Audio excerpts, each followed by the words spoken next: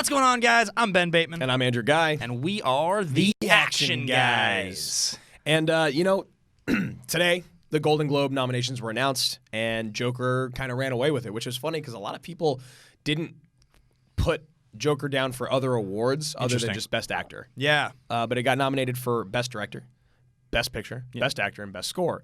And that made us think about where the DCEU is right now, and it was a joke for most of this decade, honestly. Yeah, it really was, and I think we're obviously, we're in the movie space, so we see all the big budget stuff, we screen review stuff, and the big superhero flicks, the tentpole flicks from Warner Brothers and from Disney are they're always events. Everybody talks about them, everybody gets excited about them. There's like a 24-hour news cycle about these, and so for the last 5 years or so, it's been, like Marvel's building towards Infinity War and Endgame, and DC was trying to make Justice League work. Yeah. And that was kind of the story up until, 1 to 2 years ago. But 2 of the last 3 DC movies made $1 billion. And that's insane. And not only did they make $1 billion, they are radically different movies. One of them is what you'd expect out of kind of the old DC model of old, but you and I didn't really like Aquaman, but it made $1 billion. Yeah, so we have a lot of information to kind of go over and talk about. But the real focus of today's episode, and we're going to try to do this in the least biased way possible, because we see all of these movies. The question is, why will the DCEU overtake Marvel in the 2020s? Because we both have a sense that it's a real possibility that the DCEU actually runs away with it. And there are plenty of reasons. So I think that is going to be today's topic. If you guys want to follow along with what we are doing and then share in the conversation, we just have gone back to video here on the Collider Live YouTube channel. We've had 2 episodes go up now, I think. Last week's episode, we talked about the top movie of each year of the decade. And that episode, there was a lot of interaction, a lot of you guys posting the lists. So many comments and great lists out there, a lot of really positive feedback. It was awesome to go back and read all those. Obviously, with the holidays and with these big events this last week, I've had issues with keeping up with those comments, but I need to go back and read them because it was awesome to see the overwhelming amount. Tremendous number of people sharing their lists, so be sure to share your opinion below as well. Do you agree with us? Are you a huge DC fan? Are you a bigger Marvel fan? Do you think DC has a shot? Do you agree with us? And if you want to check out any of our other content, we have our own YouTube channel, youtube.com/actionindustries, and we have a bunch of exclusive behind-the-scenes content, including behind-the-scenes reactions to all Schmodown matches we're involved in, including the Spectacular, which was this last weekend. I got to play in the event. All of the behind-the-scenes that happened at that event, there's going to be an exclusive Patreon reaction going up for our patrons at patreon.com/teamaction. So it's going to be huge. It's going to be huge. It was one of the. This last bit has been really, really exciting for us on Patreon because whenever tournament season comes around, we always make sure we put in the time and the effort to give you guys great behind-the-scenes reactions. We did them for all of our teams' matches. We did them for all of Ben's single matches in the tournament, and we're going to do the same thing for my match against Shazam and for your match against Bibiani. Yep, we are going to react to the entirety of the Spectacular event, and I opened the event against William Bibiani. So you guys will hear about that, but today we are here to talk to you about the DCEU and what we think is going to happen. And I do want to say this again, because I love that you started off, you said non-biased opinion. You and I love movies. Yeah. We love good movies. Doesn't matter if it's DCEU, doesn't matter if it's Marvel. We want to see good stuff be made. We both loved Joker. We really do. It's in our contention for top movie of the year for us. And we're both so excited to watch Endgame. So we are fans of both. We're not trying to be divisive. We're not trying to do anything other than just assess where the DCEU is at right now, and that's exactly what the first thing is called. It's just called Where We Are Now. Yeah, and so I think the place to start with the conversation is where are we with DC and how did we get here? And I think when we were growing up, when we were kids, there were Batman movies in theaters. The only superhero movies that were coming out in the 90s when we were kids, like really kids, we were both born in 1988. So by the time you had Blade come out in 98 by Marvel, which was the first Marvel movie in the sort of, it's the unofficial launch of what Marvel started doing in the 2000s. In the 90s, Batman Returns followed up 1989's Batman. You had Batman Forever and Batman and Robin. We had 4 Batman movies between 89 and 97. And so DC was doing it. They were making movies that were making money. They were writing stories about guys in tights. That's what they were doing. And that's what we were completely happy to digest as an kids, audience. We were like, we loved it. yes, this, and honestly, Superman. Superman was the other thing that was like, I grew up watching those two things. It was the Batman movies that we got in the late 80s and 90s, and then my mom was in love with the old Superman movies. There's 4 Superman movies between 1978 and when they stopped making them in the late 80s. And so that was the there was a paradigm shift when I think DC realized that they didn't have the only game in town, rumblings around town, was that Marvel was going to start making superhero movies. And they start with Blade in 98, which is an unofficial, because a lot of people didn't know it was a Marvel character. But then, of course, in 2000, they make X-Men. And around this time, DC's not making superhero movies right then. They don't have a Batman movie that comes out. Batman and Robin, the Schumacher films were kind of a little bit of, critically, they were bombs. Yeah, it was a rough time, and that was in '97, and then after that, it was really bad for a while. It was all the Batman movies. There was that movie Steel. You remember that? Yeah, of course. There was Steel, and then it goes for a while, and DC comes out with Batman Begins in 05. But there was also Catwoman, remember? Catwoman. Yeah, in 04. Yeah. I just lump it into, when I think Catwoman, I think Daredevil and Elektra, because it's the same time period. But Marvel wasn't exactly making hits. I mean, what Marvel did is they started with X-Men. That was a hit-ish. They made 2 more X-Men movies. They made 3 Spider-Man movies. They made Daredevil. They made Elektra. They made Hulk. They made a whole slew of these movies all in the early 2000s. And but they really didn't become what they are now. I mean, Spider-Man was a very successful movie. Yes. So was Spider-Man 2, X-Men. They were all making money. But it was also, there wasn't this, I mean, maybe to diehard comic book fans, there was the split, obviously, because you guys knew. You were like, oh, well, this is Marvel, this is DC. But for me, they were just superhero movies. They were superhero movies. It didn't matter that they were DC or Marvel. It was just superhero movies, period. So around the time, the big moment for DC and Marvel happens in 08. Yep. That's the big year, because you have The Dark Knight comes out in 2008, but you also have Iron Man comes out in 2008. Yes. At that moment, the sense from everybody was, okay, so The Dark Knight's the best superhero movie ever. This was incredible. Heath Ledger wins the Oscar the next year for it. And Iron Man made $100 million. I think its opening weekend it made $100 million. And it was a really big deal, and everybody really liked it, and it was great. And so all of a sudden, Incredible Hulk comes out shortly thereafter. It's not the most successful movie, but there's this idea people have that, oh, the scene at the end of Iron Man, so now we're going to get this whole expanded universe. But DC's in the middle of a Christopher Nolan Batman trilogy. Right. They've just released Superman Returns a couple years earlier. It kind of flopped. They're having way above average Batman movies. They've just made the best superhero movie ever. And at that moment, it doesn't feel like there's anything happening. Unless you're a true comic book nerd, in which case you watch that scene at the end of Iron Man and you hear Nick Fury say the Avengers Initiative. Right. And you go, no way. Yeah. You go, really? There's no way. How can they actually do that? Yeah, because again, that's what I thought. In 2008, I wasn't part of this movie space yet. I wasn't reading Variety, and I didn't know what was going to happen. They hadn't announced everything yet. Even the concept of Marvel Studios and being this thing that mattered, I didn't know yet. Iron Man was my favorite character growing up. I watched the movie. I thought it was great. That was that. And for me, I was on the other side of it being like, Batman's always been my favorite. These movies are the greatest thing that have ever happened to me as a superhero fan. And Iron Man's fun. That looks fun, but this is real. So by the time the next DC movie comes out, The Dark Knight Rises, in 2012, it's the same year The Avengers releases. Yes, and also leading up to The Dark Knight Rises, there was basically 3 more movies that weren't flops, but 2009 Watchmen happened. People liked that movie enough. Yeah. I wouldn't call it a flop, but there was Jonah Hex and Green Lantern in 2010 and 2011. Right. So those are the other DC properties that are happening in between the Dark Knight movies, while on the other side of it, Marvel is not making movies like Green Lantern and Jonah Hex. No, and it's not to say that Thor and Captain America, the first Avenger, and Incredible Hulk and Iron Man 2 are good. In fact, most of those are considered to be pretty bad, actually. Yeah. I would say the only one of those movies that is really considered to be truly above average is Captain America, the first Avenger. Thor, Iron Man 2, and the Incredible Hulk are all thought of as pretty bad movies. I mean, some people do really love the original Avengers. In 2012. No. I'm saying you're saying before the prior to the Avengers. Oh, gotcha. Because 2012 is the next big year. 2012 is when I think if you talk about the world we're living in as we kind of lead up to this conversation about DC,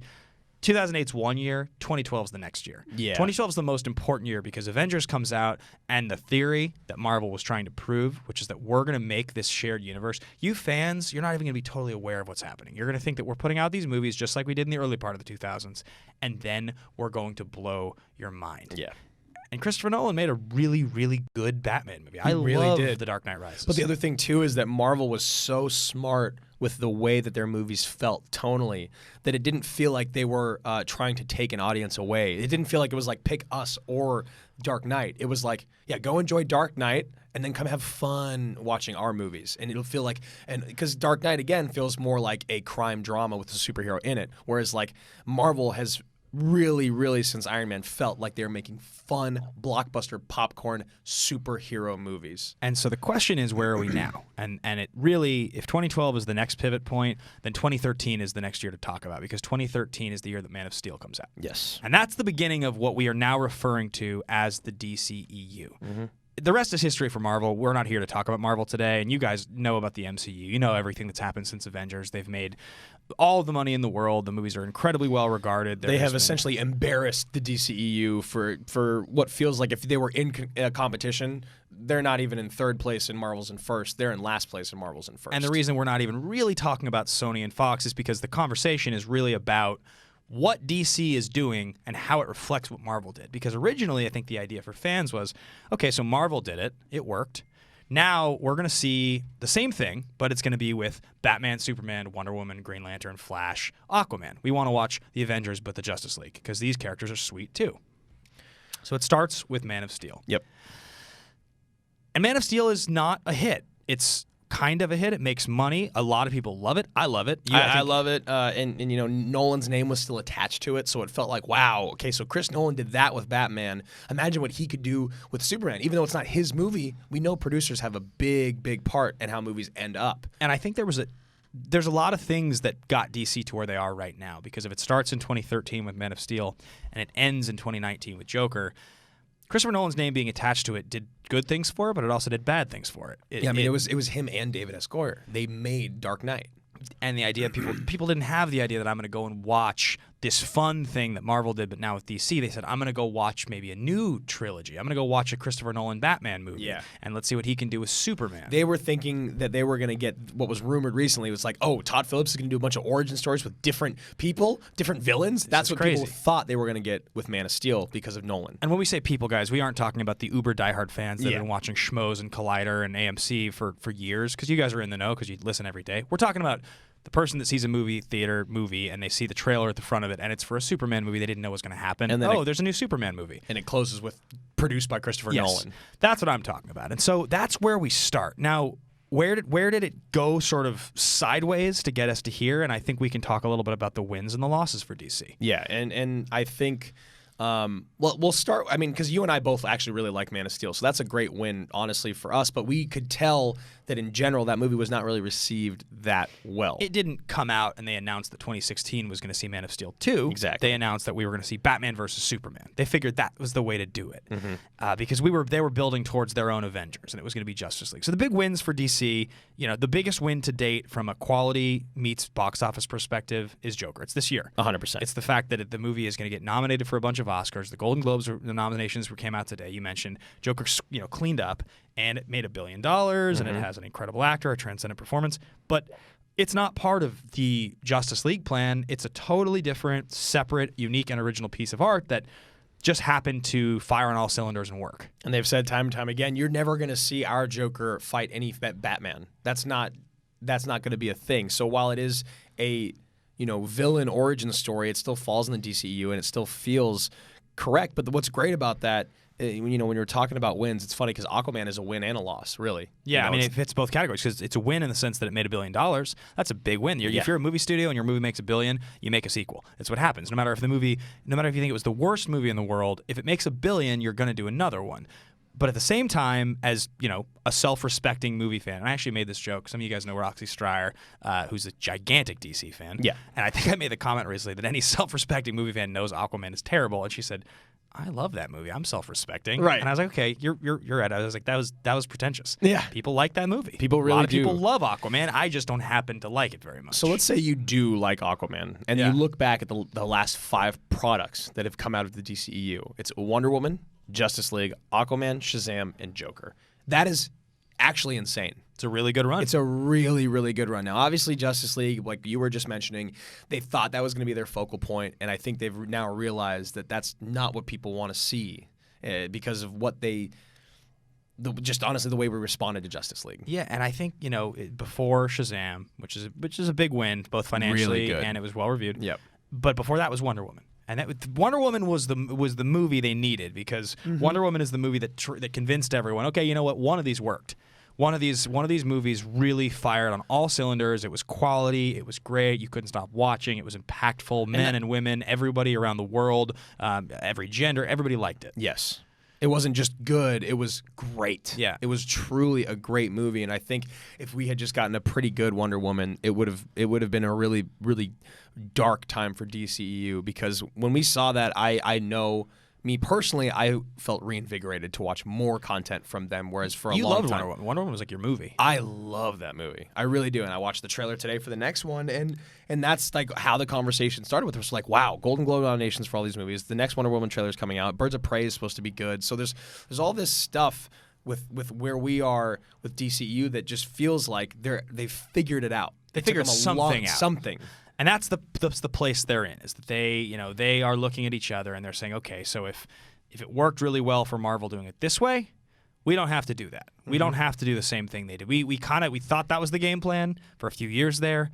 It wasn't going to get us the promised land. We're going to do something else. Instead of going wider, they laser focused in. So if you look at the flops and the movies that did not work, you can point to Justice League, which is the best example of it not working.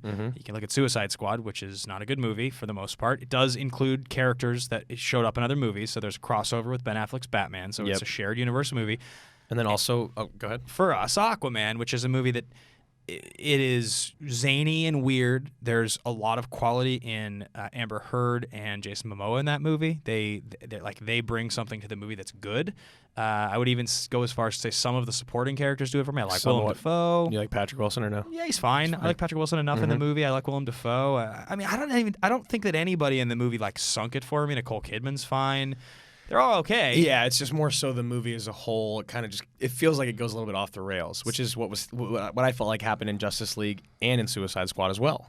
Yeah, zany, trying to be fun, but at the expense of the stakes don't feel particularly significant. And so, but that's only, again, you look at since 2013, they've had a pretty good number of wins. So much to say that I would almost say, if you look at any run of 6 or 7 MCU movies, probably about equal. I mean, the MCU has a lot of wins because they feel a little bit more cookie cutter in the sense that they're very Disneyized. They feel very similar to one another. Yeah. But in any particular run of Marvel movies, there's generally 1 or 2, 3 in there that are not people's favorites. Yeah, 100%. I mean, there's only a couple moments where you just look at 6 in a row when you look at Marvel and you're just like, oh yeah, those 6 that was excellent, because there are the Ultrons, some people didn't like Guardians 2, I did. Or the Dark World, yeah, Dark Age World, of Iron Ultron. Man 3, all that stuff. So I also think it's really interesting, and we're not going to talk a lot about Marvel as you were saying, but it's also a weird kind of shift because Joker making $1 billion, all these awards, and Marvel's also, they're kind of like taking a break from the theaters, it feels like. They've got this huge thing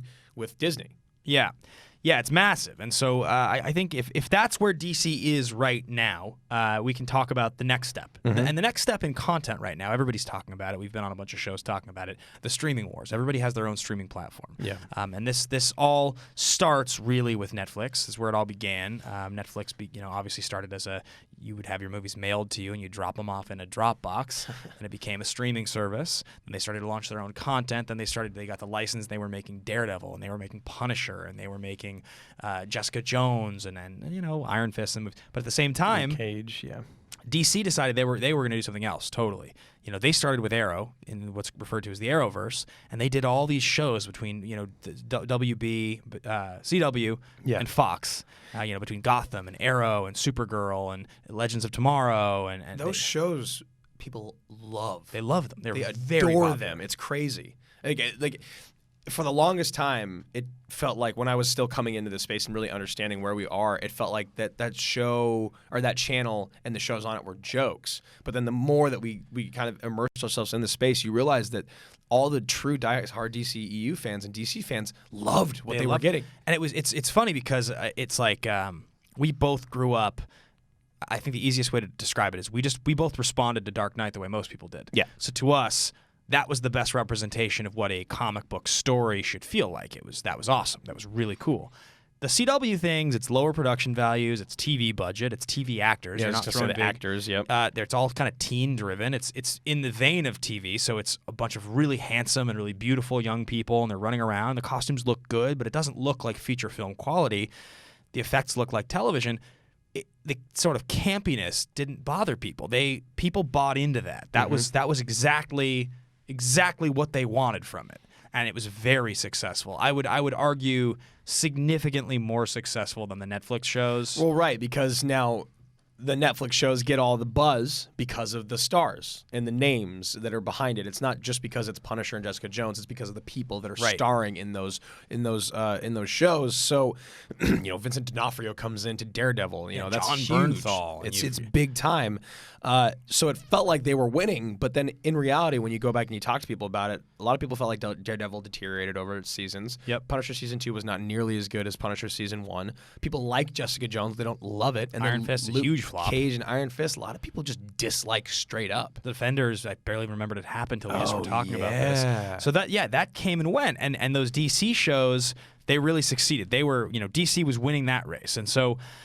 Now, as we move into the streaming world, and obviously Marvel with their big announcements last year that they have all these new shows coming out, they're going to be on Disney Plus, starting with WandaVision and Hawkeye. Falcon and the Winter Soldier. Yep. DC has announced that they have this whole new slate. There was this big Variety article, and one of the things that was announced was this Green Lantern Corps show on HBO Max. So that is going to be a part of the whole new slate of releases that are going to kind of headline what DC is doing. And the question we sort of have is between that and the film releases and a lot of the rumors that have gone on, this is all a bit of preamble to talk about what's next. And so what's directly up next for DCEU are the Golden Globes, obviously. Yep, so you're going to see what Joker gets. Which, the Golden Globes, the Oscars, it's going to win something at both of them, whatever it might be. There's a good shot, there's a good shot based on the Golden Globes nominations here that Joaquin Phoenix wins the Oscar for Joker. Mm-hmm. I wouldn't say, I'll bet you if we looked up Vegas odds, he's probably not the first. I'll bet you he's the second most heavily favored. Maybe after today he's number one, but I'll bet you he's second. Maybe. So there's that. There's Birds of Prey, Wonder Woman 1984, and The Batman. Those are the next 3 movies that are coming out, along with the show on HBO Max. And then on the other side of that, with Marvel, I feel less interested about the shows that they're doing in Black Widow, The Eternals, and Shang-Chi. I don't really know how to say it because I don't. Yeah, Shang-Chi. Shang-Chi, because I'm pretty disconnected from this. But I guess my biggest point is when you look at what's coming up, you've got Margot Robbie in Birds of Prey. You've got Wonder Woman once again with Gal and Chris. And then you've got this Batman movie that everyone is foaming at the mouth over. That's what's coming up for DC. And then I just don't care as much about Black Widow, The Eternals, and Shang-Chi. Right. Even though I bet they're going to be awesome, it feels like night and day. Right. Okay, so I'm looking at the Vegas betting odds right now on Best Actor. Joaquin's number one favorite heavily. Okay. Plus, he's minus 216. Adam Driver coming in second, then Robert De Niro for The Irishman, and then the rest they feel much, much lower. Okay. But Joaquin Phoenix is the most heavily favored. So if he goes in there with the odds, he's the odds-on favorite to go win, then that's a big deal. That's a big deal for DC. Not only that will it be a Best Actor win at the Oscars, but it'll be twice that the character of the Joker has won them an Oscar. That's crazy. In the last just over a decade. So it does feel like DC's got a pretty exciting slate coming up, and I think let's talk a little bit about this Variety article and some of the things they announced. So the Variety article that you showed me was about Michael B. Jordan rumored to be a black Superman. And this is not this was a big piece that got released about a week and a half ago. I went on Entertainment Tonight's streaming platform to go talk about it, and everybody was buzzing about it. And so Michael B. Jordan is as big a name as we have as a movie star right now. And especially thinking about him doing the dance, doing double duty, being in Black Panther as Killmonger, and then turning around and being Superman. Yeah, and some of the stuff with him, if you guys are curious about it, was he had said that he was interested in playing a character like Calvin Ellis, who's a character in kind of he's like an Elseworlds alternate universe version of Superman. Okay. And that's the thing about DC that's really interesting is Marvel's called the multiverse. They make reference to the multiverse in the second Spider-Man movie, Far From Home. That's one of the things but it turns out it's not the multiverse. It's actually just Jake Gyllenhaal, spoiler alert, with a bunch of projections. DC's version of the multiverse, right, is like, you guys, if you're watching any of the CW shows, you know the Crisis on Infinite Earths thing they're doing right now. It's a very famous storyline from the 80s. And it's basically what it is that in DC, there's Earth 1, there's Earth 2, there's Earth 3, Earth 4, Earth 50, right? On each of these different Earths, there's a different Superman. Okay. There's a different Batman. There's a different timeline. And in some of these stories, you can take the Superman from Earth 52, and he can go and he can be on Superman with Earth 1. And you have two Supermans. And that's how you can explain timelines and continuities, and that's how you can have a black Superman named Calvin Ellis on a different world.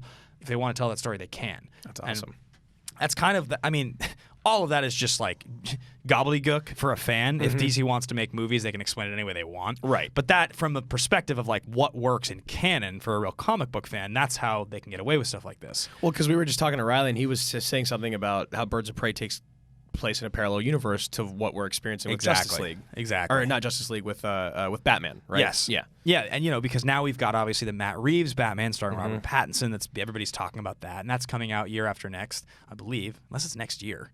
I think it comes out the year after next. I think the next one is Birds of Prey. Yep. And then Wonder Woman. Wonder Woman 1984. Those are both going to be in 2020, and then in 2021, you have Batman.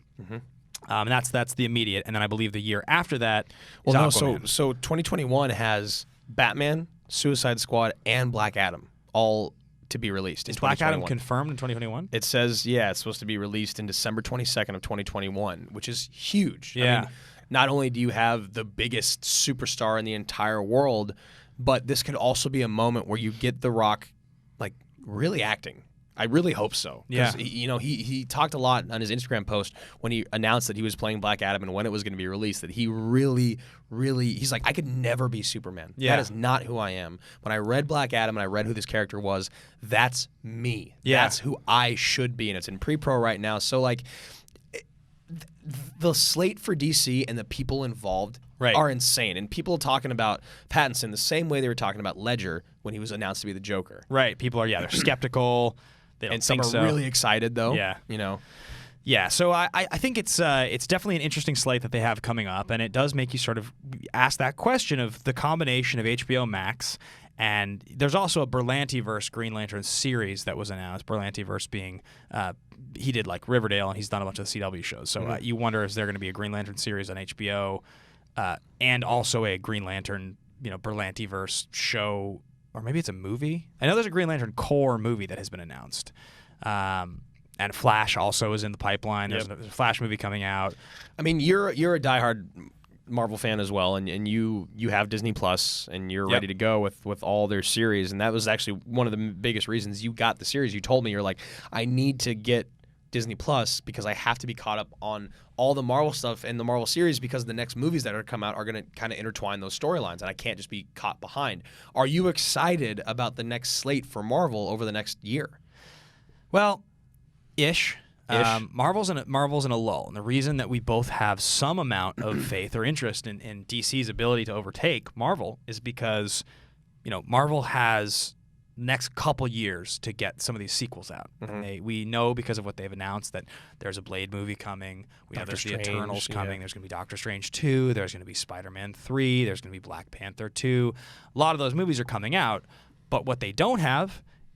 They don't have another Thanos that I know about yet. Yeah. There's no Iron Man that I know about yet. There's no Captain America, and there's Falcon, but I don't like Falcon as much as Chris Evans. Yeah. I mean, I love Anthony Mackie. It's fine. It's just, but he's you have another Guardians movie that's in the works, but like it's going to be a few years on these movies. Right now, the last 2 or 3 years, Marvel has been able to be the best game in town because we've known that in 2018 and 2019 we were going to get Infinity War and Endgame. We were going to get the end of this thing that they've been building for 11 years, and that was going to happen. And there was no question that was going to happen, and that's what we were going to watch. And so I think that DC has a shot. Let's talk a little bit about some of the sort of rumored projects. I think one of them that's really important to talk about is Joker 2. Yeah, and Phillips today, obviously people were all over him because of the nominations for the Golden Globes, and he's like, it's just too soon to talk about it. I haven't even talked to Joaquin yet. One of the biggest debunks was that we thought for a moment there that we were going to get other origin stories from other villains that Todd Phillips could direct. Now that was like a huge pipe dream, honestly. That sounds like the most exciting thing in the world to me, is like thinking of Todd Phillips directing, even if it was just Joaquin again or other actors in these great origin stories that don't have to be superhero movies. I think if you're looking at DCEU right now, I think you just don't even think about that. Right. Honestly, you focus on these really exciting projects you got coming up. You get overhyped on that, and you don't sit there and piss your fans off by announcing another Joker when you don't know if it's going to happen or not, and you don't even know if it needs to happen. Yeah, I mean, I think we talked about this a little bit today on Action Movie Anatomy, but like the difference between making a sequel because you think that it's going to be quality in making a sequel and making a sequel purely because you know it'll make money is everything. And Joker is a movie that really, in spirit, didn't need a sequel. I was pretty sure. I watched that movie. I did not finish that movie going like, hey, I need to see the second. I want to see more of this. It was like, this was a really kind of disturbing piece of art with a transcendent performance. I'm really, really impressed that Warner Brothers pulled this off. This was awesome. Todd Phillips has proven that he can direct these types of movies. Way to go, guys. You know, like, as opposed to like, oh, there's a new adventure for him to break out of Arkham and murder some more people. Like, that's not a movie that I want. I don't want that to be a franchise. I'm not trying to go see more. Like, it feels incorrect. You know, we almost didn't want to cover that movie on Action Movie Anatomy because it felt like cheering it on made us feel kind of weird. Like, it's a disturbing movie. It is. You don't need. They made Psycho 2 in the 80s. You didn't need to make Psycho 2. Right? Like, that's not a movie you need to make, but studios do that shit. And so at the same time, you look at Aquaman, which we talked about as kind of a win and a loss. And it's a loss for me to make a sequel because, same with Suicide Squad 2. But Suicide Squad and Aquaman both did really, really well financially. Right. So DC's like, well, you know what? And if they can figure it out, right? If they take the model that they've been trying to learn from this last handful of movies, and they're able to turn those movies into something else that the first ones weren't for us, that could still be a huge win. But like you said, it's going to happen because they know they're going to at least make $500 million. At least. I mean, there was 8 Harry Potter movies and 2 Fantastic Beasts movies. Some of those are really good, and some are not so good. Right. But they all made a lot of money. 13 Star Trek movies. Some of them are good. A lot of them are not good. There's how many Star Wars movies now? It's like 9. When you talk total expanded, but when you talk franchises, you're gonna just make movies. Like, if they make money, they will keep coming. You don't have to always keep the same cast, but if you as a studio know we have the rights to this is a better bet than this other thing over here. We can try this thing and give it $50 million and hope it brings us back 100. Or we can try this thing that's going to cost us 200 that we guarantee will make 500. Yes. Worst case scenario, it's going to make 500-600. But if good turnout, it'll make $2 billion. Right? Like, that's what they're working with here. And so I think you look at some of these things and it's like, I don't necessarily need Aquaman 2. I don't really want another Suicide Squad movie. But I know they're coming. Yeah. You know? And just by the same token, I hope Wonder Woman 84 is good. I expect it will be. I do too. Hope Shazam 2 is good. Expect it probably will be. And Batman, I think, is a huge moment because that could be really bad or really good. It'd be rough. I'm really bummed for Affleck's Batman that it went the way that it did. It feels like I didn't hate him as Batman. No, there was a lot of him as Batman that I liked. I especially liked the first couple appearances. It was really just Justice League Batman that I didn't like, and he got a little bit of a late start, right? Like you probably don't want your actor who's playing Bruce Wayne to come in and be close to 40 when they take the role. It makes it a little hard. It takes a lot of work for that actor to stay in the correct shape for the role, to be as like sort of youthful in an origin story. He became kind of a veteran Batman by his second or third appearance, and I think you probably want like somebody like a Pattinson as a younger Batman is going to make a little bit more sense. 30? Pattinson's probably maybe 32 younger. Oh, really? He's probably around 30. Yeah, I think so. And that we talked to Cody, who produces the show, beforehand, and he legitimately said a 35% chance he could see DCEU overtaking Marvel. Now I want you guys to quote him and tweet at him right and now. harass him about that. I'm just kidding. And you hear someone say that a few years ago and you just kind of laugh at them. Right. But now 35% seems like a pretty good number. I actually think it could be a little bit higher. Totally. I personally am much more excited about what the DCEU is going to be doing over the next 2 years. Hands down, without a doubt. Yeah, I mean, look, I'm very much looking forward to their movies. Now, if I'm going off of empirical evidence, it would suggest that Marvel is going to win, just based on track record and the fact that it seems like from day one, the vision has been stronger. They rebound from the media, like the sort of slaughter they take when they release something that's not as well liked.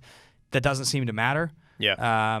Even a movie that is not as well liked makes a lot of money, like Captain Marvel, which on the whole, I think at this point, recency bias doesn't make us talk about it as favorably as it did at the time. I think there was a lot of people that were really excited about that movie, and so it got a lot of credit.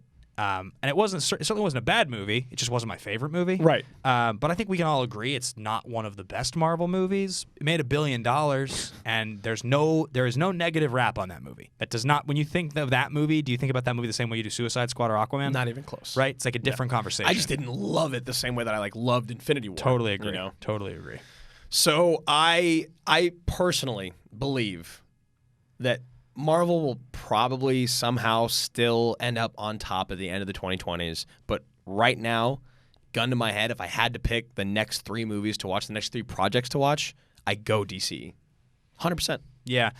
Yeah, I think I would say that DC right now feels like if they're going to do it, this is the moment. Yep. This is the edge. Because here's the thing, guys. I got Disney Plus. I signed up. I paid my $70 or whatever for a year. And the reality of that is I'm not going to get my first MCU series on Disney Plus till about the end of my first year. And I'll get one series. What are you getting? What is it? I believe WandaVision's the first one. It's either that or it's Falcon and the Winter Soldier. One of those debuts at the end of 2020. It's going to be 2 years before I have any kind of significant amount of streaming Marvel content to watch. And DC's got 2 feature films coming out next year. So you're supposed to just kind of hang out and wait for Black Widow in May and the Eternals, right? Yeah, and look, I watched that Black Widow trailer. I thought it was cool. Mm-hmm. I definitely, I think Florence Pugh, she's great. I'm a big fan of what she's doing right now. She's had a big year. I think that there are moments that Black Widow has had in the MCU that are great. I especially remember liking her in Iron Man 2. She's had some shit that's cooler. She's pretty sweet in Winter Soldier. Yeah, but a lot of her stuff's not. A lot of her stuff's not my favorite, and it's just as likely that movie is just an okay kind of Red Sparrow was really forgettable. It's totally possible this is just an MCU Red Sparrow, and I'm hopeful because I like these movies, and when you don't get very many of them, so I hope it works. But let's just pretend for a second that Black Widow flops, and Eternals is as much of a mess as the Eternals TV show that they put on the air. That's a thing, right? Yeah. A year and a half ago, yeah. Right? It was a massive flop. The guy that plays Ramses in Game of Thrones was one of the main characters, right? I think it was on ABC. I think it was on ABC Family. That sounds right. Eternals TV miniseries 2014. It's still on? No. It lasted a season. Okay, got it. And it got canceled very quickly. One season. Yep, that's it. Yeah. The cast on this Eternals movie, isn't it nuts? Isn't it Angelina Jolie and Kumail Nanjiani and it's a very, very large cast if I recall. Let's see. Salma Hayek, Gemma Chan. Yeah. Jolie's the biggest name. Jolie. Yeah. Kit Harington. Kit Harington. So you got the Game of Thrones guy in there. Brian Tyree Henry, who got popular from This Is Us. Yeah, so, the cast is exciting. I'm interested to see what it'll be like to have Angelina Jolie be doing her thing again. But, I cut you off, so. Yeah, I just think, if the next year is that, and that's what Marvel's got, and if those movies are not hits like they're hoping, it's going to be end of next year we get a TV series. DC's got some momentum right now. Mm-hmm. If March comes along and Joker wins Oscars, the buzz could start to go in DC's favor. It's totally conceivable that over the course of the next couple of years, I'm going to be honest, I'm not that excited about a Doctor Strange sequel. I don't care that much about Eternals. I kind of care about Black Panther 2. I liked Black Panther 1 a lot, but I didn't like Black Panther 1 so much that I've wanted to go back and rewatch it a lot. So the next Marvel movie that I'm super hyped on, I guess, is probably Spider-Man 3, Guardians 3. Yeah, I think honestly, for me, it's probably. Honestly, I really think it might be Thor: Love and Thunder. Yeah, right. Because of how good Ragnarok was. But how many years are we talking? Yeah. When does Love and Thunder come out? The end of 2021. The end of 2021. Oh, okay. So that's not that far. Couple years. That's still a lot happens in that time. In a couple years. And audiences are very fickle. Yeah. So it does feel like we both are in the boat of thinking that DCEU, if they can do it, right now's the moment, and they have a good chance. I think also the last thing to talk about that is a big plus for DC is we just said Love and Thunder is the end of 2021. Well, if Batman works in 2021 for DC, yeah. If that comes out and that's a hit, he's their most consistently highly rated character. If they make a good Batman movie that's exciting, that people like, that they're excited for a sequel, great villains, that's a big home run. When DC succeeds with Batman, that's like usually when they're at their best. Yeah, they're like, all right, cool, we're good for the next few years if we just ride this. Yeah, because people they always want more good Batman because he's the best character. He's you know, he is the non-alcoholic Iron Man. So. Though I do think that, like, was it in Justice League when they show Bruce Wayne and he's got his like lair and he's got his wine and he's like been up all night drinking wine. Yeah, it's like one of the few times that the character of Bruce Wayne is shown to like maybe have a drinking problem. It's kind of what they're suggesting. It feels like, and it definitely seems like that in Justice League when he just looks like he has a drinking problem. You think that's a good thing to have or no? Like, do you think it's a good layer to add to Batman? I think the really hard thing about that is that if Tony Stark is a drunk. Tony Stark's a genius, so he puts on an Iron Man suit, and like he is Iron Man. He can like fly around and shoot lasers. I think the problem with that is that if Batman's a drunk, just a regular drunk dude that puts on. Look, when I'm hungover, I move a lot slower, and I'm 31. Like, if you're telling me my Batman's 37, 38, and he's supposed to be just as fast as like crazy supervillains, and he can like jump and like do all kinds, but he's like hungover and sick, and he got his ass kicked the night before. Yeah, you know, that's a little harder to buy. So I think it's a pretty tough sell for Bruce Wayne to be an alcoholic. That's funny. I love that. And that's the segment on our show. And that is the end of the episode.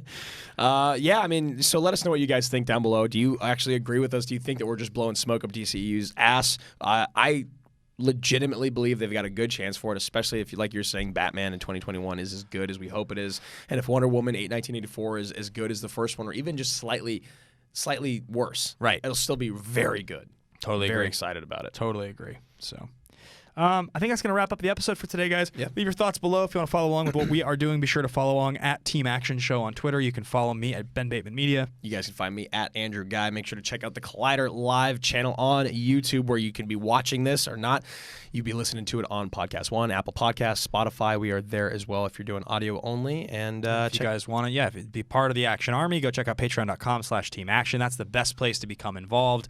Go sign up there. There's all kinds of different levels. We send out swag to everybody at the captain and above level. We do these like one-on-one chats with generals. It's super, super fun. Oh, and then earlier today on Action Movie Anatomy, we had a bunch of generals in town because of the Schmoedown Spectacular, and they came on Action Movie Anatomy. They were guests on the show, and they did a trailer reaction with us, for us. They did our job for the day for Wonder Woman 1984. So it's an awesome, awesome group to be a part of, and the only way that they ever would have been able to do that is by being generals in the Action Army. Yeah. So thanks for watching, guys, and we will see you after we have seen Star Wars. Yeah, I think so. Maybe? No, it's on Monday. That's wrong. Yeah. We'll see you guys soon. We'll see you next week. Bye.